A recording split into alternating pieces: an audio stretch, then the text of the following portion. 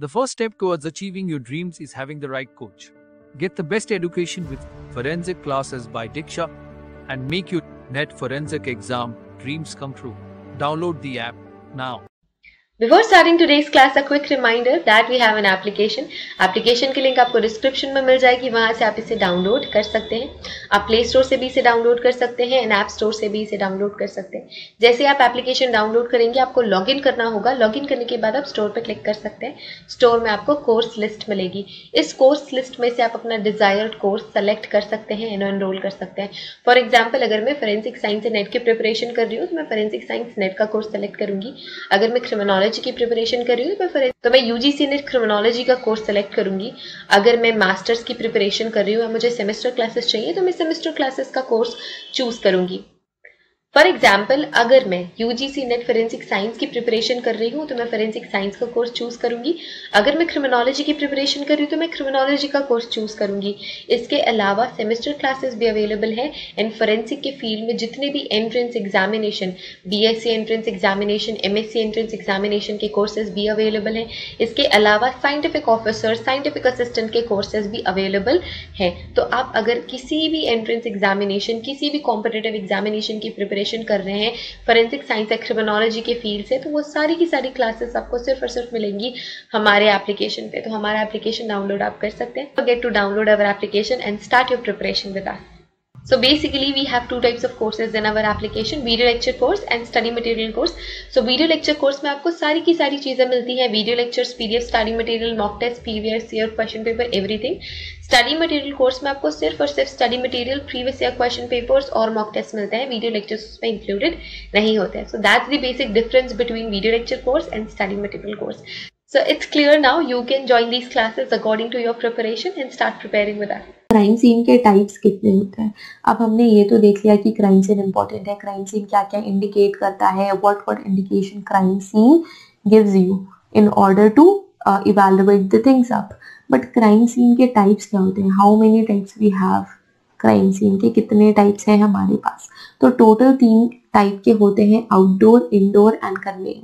तो outdoor, indoor पता चल रहा है. Outdoor means outside, indoor means inside, conveyance means travel से रिलेटेड और या फिर कॉम्बिनेशन ऑफ नहीं करना चाहिए, व्हीकल इन्वॉल्व. आपको ये इंफॉर्मेशन मिल रही है just to read the name of the crime scene का जो टाइप है वो. Outdoor crime scene means outside के एरिया में, आउटर एरियाज में अगर क्राइम सीन है. क्राइम सीन तो हमने देखा a place where crime might happen. तो आउटडोर क्राइम सीन क्या होता है, an outdoor crime scene is the most vulnerable to loss. तो आउटडोर क्राइम सीन तो ये बोलना जरूरी नहीं है कि वो बाहर जगह पे होता है. कोई गार्डन हो सकता है, कोई ग्राउंड हो सकता है, कोई फॉरेस्ट हो सकता है. तो ऐसा कोई भी एरिया हो सकता है जो कवर्ड नहीं है. आउटसाइड से हम कहते हैं आउटसाइड. जो आउटडोर क्राइम सीन होते हैं वो ऐसे आउटर साइड में होते हैं, ओपन एरियाज में होते हैं.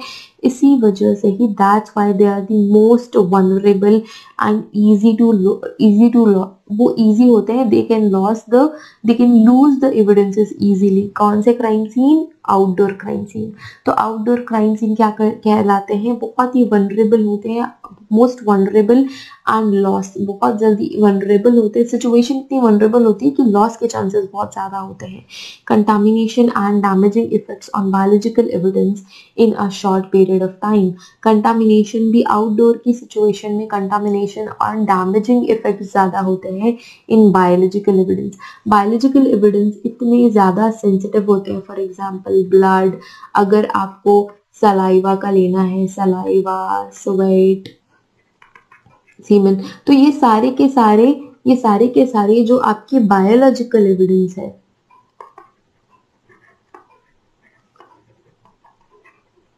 बायोलॉजिकल एविडेंसेस है, ये कंटामिनेशन के लिए बहुत प्रोन होते हैं, वनरेबल टू कंटामिनेशन. अगर ये आउटडोर में है तो मॉइस्चर, सन, ये सारे के प्रेजेंस से ये कंटामिनेट हो सकते हैं, डैमेज हो सकते हैं. और आपके एविडेंसेस जब आप एनालाइज करेंगे तो कोई भी पॉजिटिव रिजल्ट और सही रिजल्ट आपको नहीं मिलेगा. और ये बहुत शॉर्ट पीरियड ऑफ टाइम में कंटामिनेशन और ये डैमेज हो जाता है जस्ट बिकॉज ऑफ, क्योंकि ये आउटसाइड पे होता है, आउटडोर्स पे होता है. तो आउटडोर क्राइम सीन में जो एविडेंसेस होते हैं वो बहुत ही वनरेबल होते हैं और इजी टू लूज होते हैं, इजी टू लॉस की कंडीशन में होते हैं, कंटामिनेशन बहुत ज्यादा हो जाती है, डैमेज हो जाते हैं हमारे, चाहे वो बायोलॉजिकल एविडेंसेस हो। इट्स नॉट जस्ट बिकॉज कि ये बायोलॉजिकल एविडेंस है इस वजह से इनमें कंटामिनेशन होगी। Biological evidences and physical evidences, दोनों एविडेंसेस के कंटामिनेशन के चांसेस हाई होते हैं।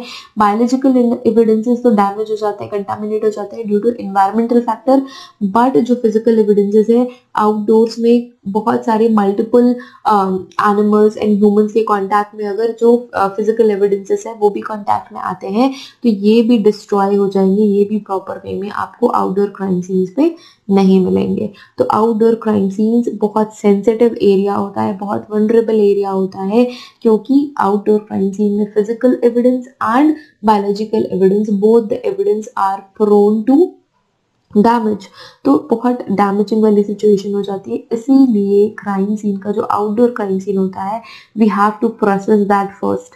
आपको आउटडोर क्राइम सीन पहले प्रोसेस करना होता है। अगर आउटडोर क्राइम सीन ही है तो process the crime scene as soon as possible in order to recover the biological evidence and physical evidence in a proper manner और in a proper situation। तो crime scene तो हमने पहला crime scene देख लिया, outdoor crime scene, ठीक है, outdoor crime scene देख लिया। अब इनडोर क्राइम सीन, अच्छा आउटडोर क्राइम सीन के कुछ इंपॉर्टेंट पॉइंट्स एंड फैक्टर्स और है। Individuals with access to the crime scene can potentially alter and destroy the contaminate the evidences। तो वो individuals even वो इन्वेस्टिगेशन के लिए आए हैं, तो जो इंडिविजुअल्स हैं जिनको एक्सेस है उस क्राइम सीन में आने का, दे कैन पोटेंशियली अल्टर और destroy and contaminate the evidences.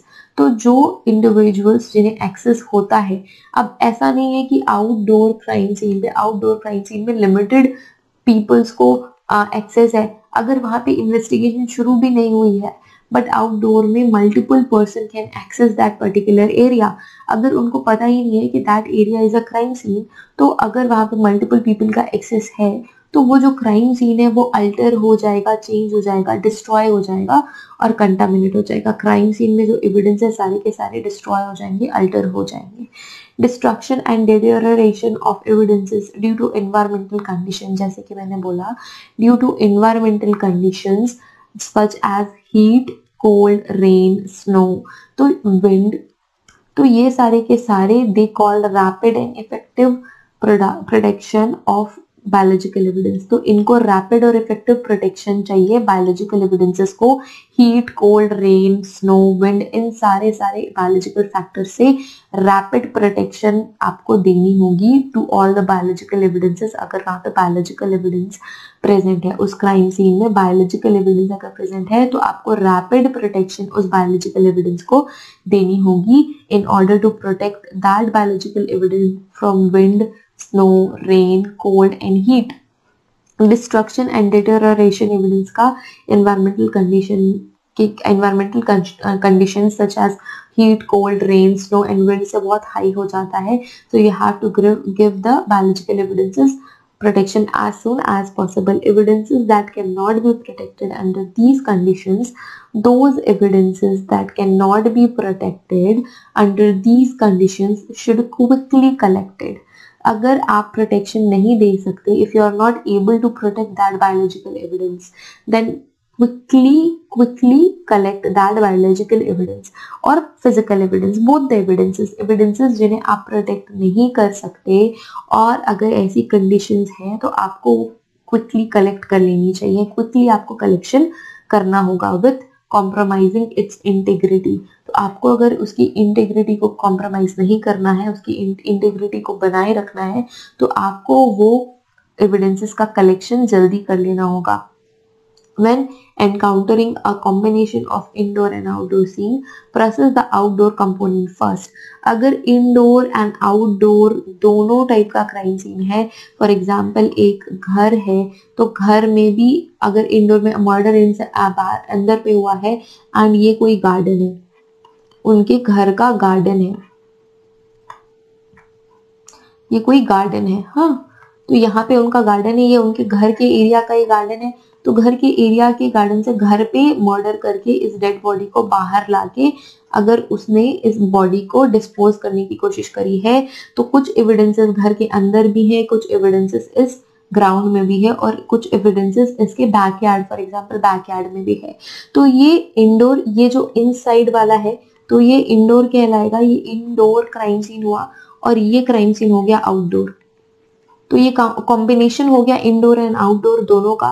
तो कॉम्बिनेशन के केसेस में आपको पहले, इवन अगर क्राइम मर्डर कहाँ हुआ है, इनसाइड हुआ, इनसाइड दी हाउस, तो आपको यहाँ अंदर से शुरू नहीं करना इन्वेस्टिगेशन, आपको आउटसाइड से शुरू करना है। बिकॉज क्योंकि आउटसाइड का जो एरिया होता है, because of the environmental condition and multiple people का एक्सेस होता है। अब ये ग्राउंड में तो कोई एनिमल्स भी आ सकते हैं, डॉग भी आ सकता है, कैट भी आ सकता है, and they can destroy the evidences, even it's biological और फिजिकल। तो चांसेस हमेशा ज्यादा होते हैं डिस्ट्रॉय होने के। तो पहले आपको कौन सा क्राइम सीन प्रोसेस करना है, पहले आपको आउटडोर क्राइम सीन प्रोसेस करना है, एंड देन आपको इंडोर वाला क्राइम सीन प्रोसेस करना है। क्लियर? अब इंडोर क्राइम सीन, जैसे कि हमने देखा, इंडोर क्राइम सीन ऐसे क्राइम सीन्स होते हैं जो कि अंदर तरफ होते हैं, हाउस के अंदर होते हैं, एंड रूम्स पे होते हैं, कोई भी ऐसा closed place, packed place, closed place में अगर क्राइम हो रहा है तो वो क्या कहलाता है, इंडोर क्राइम सीन कहलाता है।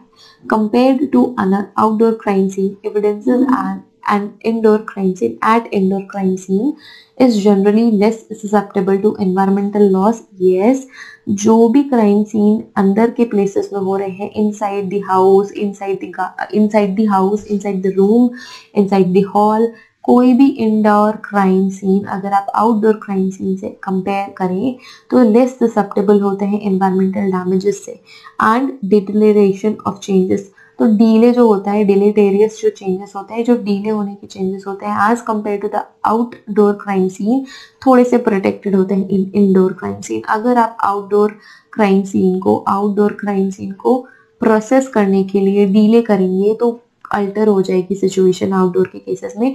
If we are comparing indoor crime scene and outdoor crime scene, तो आपको आउटडोर क्राइम सीन को प्रोटेक्ट भी पहले करना है, डीले नहीं करना है in order to process the crime scene. But in indoor crime scenes are more or less protected as compared to the outdoor crime scene.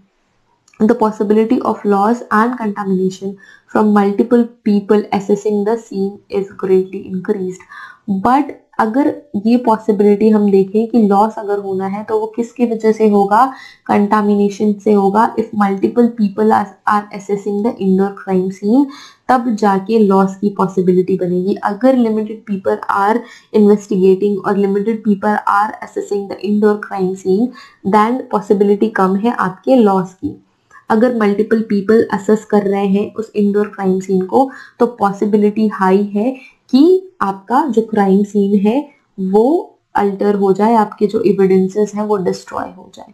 Limiting access to the crime scene and collecting known reference sample from individuals with access to scene is a priority। तो आपकी priority क्या होनी चाहिए, आपकी priority होनी चाहिए कि limited access हो उस प्लेस पे, लिमिटेड एक्सेस हो लोगों का, एंड रेफरेंस, आपको रेफरेंस लेके सैंपल कलेक्ट करने हैं क्राइम सीन से, और लिमिटेड इंडिविजुअल्स ही इसमें इन्वॉल्व होने चाहिए। ये आपकी प्रायोरिटी होनी चाहिए कि बहुत लिमिटेड पीपल इन्वॉल्व हो जो कि कलेक्शन का काम करें, जो क्राइम सीन को इन्वेस्टिगेट करने का काम करें। लिमिटेड एसेस होना चाहिए, कुछ पर्टिकुलर इंडिविजुअल्स को ही ये आपको असेसमेंट नहीं, आपको ये एक्सेस का जो अथॉरिटी है वो आपको देना है, या आपको प्रायोरिटी पे रखना होगा in order to process the indoor crime scene. अगर हम थर्ड टाइप की बात करें, थर्ड टाइप होता है कन्वेंस क्राइम सीन। तो conveyance is a means of transportation. क्या है? It is a means of transportation. Types of crimes committed in conveyance including following: vehicle burglary, grand theft and car theft. तो इन सारी की सारी केसेस में हम बोलेंगे कि ये कौन सा टाइप का क्राइम सीन है, conveyance crime scene. Physical evidences recovered from these scene may extend well beyond the conveyance। जो physical evidences इसमें आप recover करते हैं, these are These scenes may extend well beyond the conveyance. तो आपको convince crime scene से भी आपके बियॉन्ड ऐसे जो फिजिकल एविडेंसेस है वो ले जाते हैं. Suspect leaving in a Hari may carelessly leave additional evidences. तो जो सस्पेक्ट है अगर वो हरी में है तो वो केयरलेसली कुछ ना कुछ एडिशनल एविडेंसेस वहां पे लीव कर देगा. यहाँ पे भी हम बात करेंगे म्यूचुअल एक्सचेंज की. अगर कोई भी चाहे इंडोर क्राइम सीन हो, आउटडोर क्राइम सीन हो, कन्वेंस क्राइम सीन हो, if a person is in a hurry तो वो केयरलेसली एडिशनल एविडेंसेस वहां पे छोड़ देगा. Additional evidences, that person will leave additional evidences उस पर्टिकुलर क्राइम सीन पे. तो कन्वीनियंस क्राइम सीन में भी कुछ म्यूचुअल एक्सचेंज होंगे. अगर वो पर्सन हरी में है तो वो एडिशनल एविडेंसेस वहां पे छोड़ेगा. A conveyance such as a vehicle may be transported to the laboratory after proper documentation has been completed. अगर जो प्रॉपर डॉक्यूमेंटेशन हो चुकी है उस पर्टिकुलर व्हीकल की तो वो कहाँ पे ट्रांसपोर्ट कर दिया जाता है? लेबोरेटरी में फॉर द एग्जामिनेशन पर्पस. पूरा डॉक्यूमेंटेशन आपको करना होता है और जब डॉक्यूमेंटेशन कंप्लीट हो जाता है तो वो व्हीकल लेबोरेटरी सेंड कर दिया जाता है. यहाँ तक कि क्लियर है? 3 तरीके के होते हैं जो क्राइम सीन होते हैं. Indoor types of crime scene में outdoor crime scene, indoor crime scene and conveyance crime scene बहुत इजी टाइप्स होते हैं. कभी कभी इससे क्वेश्चन आ जाते हैं.